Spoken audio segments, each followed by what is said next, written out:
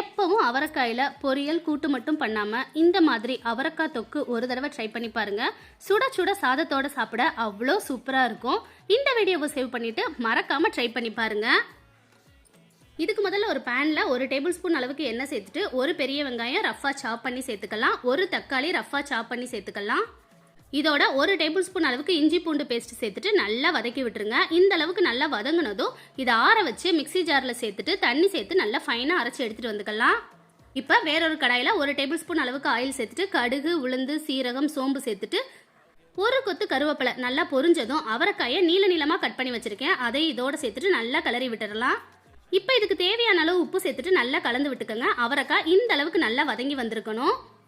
இப்போ இதில் 1 டீஸ்பூன் மிளகாத்தூள், 1/2 டேபிள் ஸ்பூன் அளவுக்கு மல்லித்தூள் சேர்த்துட்டு அரைச்சி வச்ச வெங்காயம், தக்காளி, இஞ்சி பூண்டு பேஸ்ட்டை இதோடு சேர்த்துட்டு நல்லா கலந்து விட்டுக்கலாம்.